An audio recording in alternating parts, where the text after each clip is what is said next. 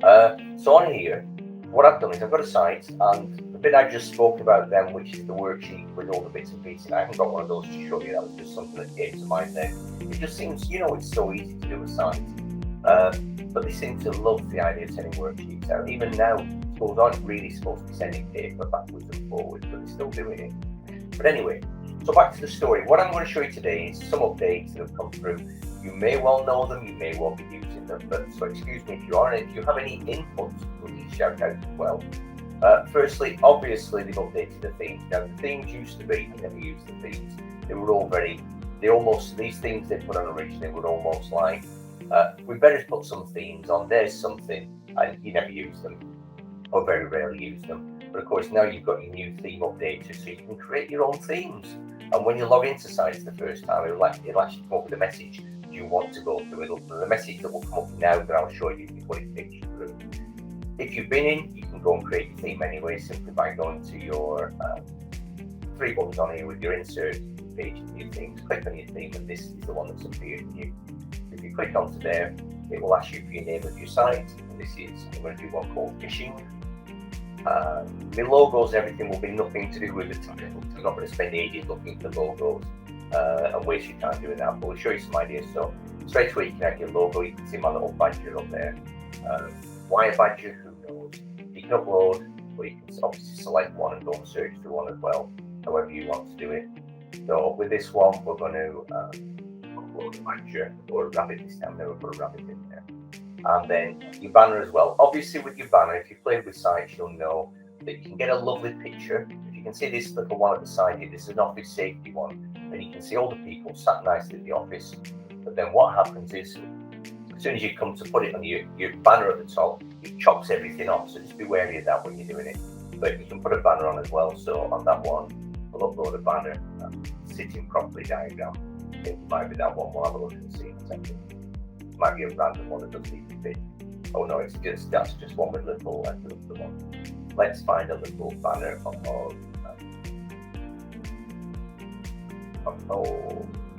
let's go and search for something, shall we? Have a look. Or in fact I won't even bother. We'll just leave that as a banner and put something funny across the top.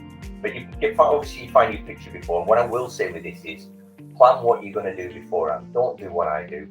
You do one side, then you change your mind, then you change your mind, Plan it a little bit, but pretend that's my banner there.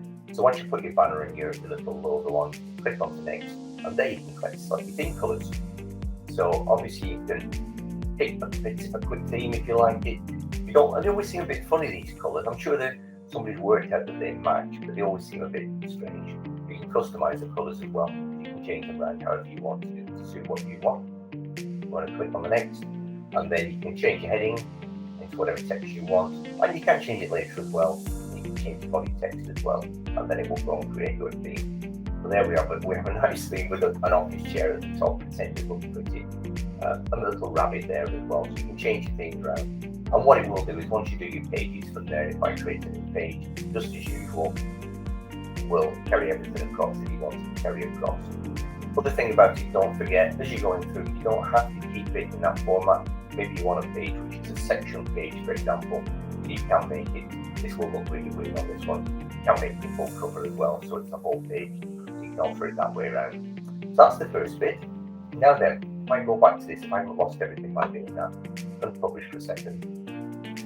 What you can do as well, this is a bit I really like with this, and it makes things interactive. So excuse the fact it's just a black and white diagram, it's just one on Office Safety that I downloaded. So imagine you're in a situation where you want to do safety with the students, Office Safety, or it might be if you're looking at a TEFL course, or you're looking at an ESOL course, whatever you're doing. If you've got an image of a scene of some sort and you want students to identify certain things in there, well, if you look at this picture on here, if I'm looking around, this is an Office Safety one, so if I look at this cup on there, somebody's left a cup on there, but if I go over the cup now, if I click on that, it'll take me straight to the page on hazards drinks, etc. in the workplace.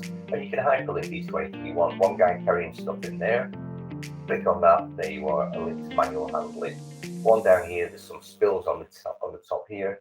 That will go to slips, and obviously that'll be one on the floor, slips and trips. one on the floor here, which is some paper and things on the floor. Click on there and it takes me to common hazards, fire hazards in the office. So it's very, very easy to do, and that can be done with any sort of image. If I haven't lost the other pages, which I wrote a minute ago, this is my little guy. I'm a biology teacher, as you know. This is my little guy. Same sort of thing, little image. Hover over his eye, for example. It's going to work on here now, or his mouth. There we are. And we're going to see my mouth information on that. So you can link it to any diagrams, anything like that. Investing, there we are, small investing. Look at what that's all about. How does it work? Well, all you have to do is get the image that you want and put it in Google Drawings. I love Google Drawings. A lot of people don't use Google Drawings. Brilliant. And once you go into Google Drawings, what I need to do is I need to highlight the areas that I want to hyperlink.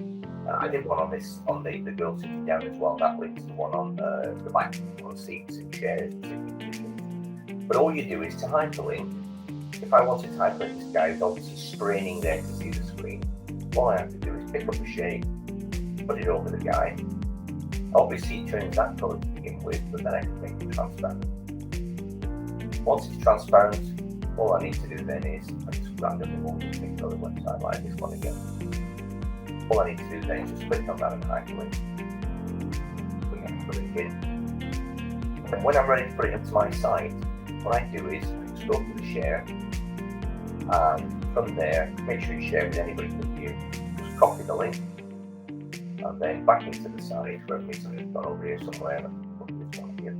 All I have to do then is I have to just embed it into the site as a web page, and it will put it in for me. I'll try not to mess it all up again now. Obviously, you have to stretch things a little bit. Just check image with links need to be done in Google Drawings before going through. But I'm going to just check things to be done in Google Drawings. Yeah, you need to do it in Google Drawings. Google Drawings is the best thing to do. You should put your images in, you can put your little boxes on and things like that.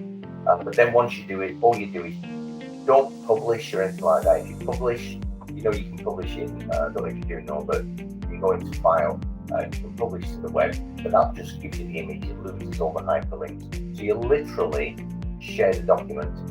So get the share, make sure it's set for anybody to view. And once you've copied that through, you go back to your site and then you just insert it. But insert it because you do obviously get the options to embed and things like that. Don't worry about that in the actual, what I mean by that is, don't try going to publish and embed from there, because that doesn't work as well. That just gives you a frozen image. So you just actually literally get the document, and what you're doing is you're embedding the document into your Google site, so that then once you publish, the document is there. So I'll get rid of that one. So basically, I'm actually clicking on the document in my Google Drawings. Obviously, be careful not to delete your Google Drawings after leaving your folder. If you're typing up your folder at any stage, delete it, it will disappear.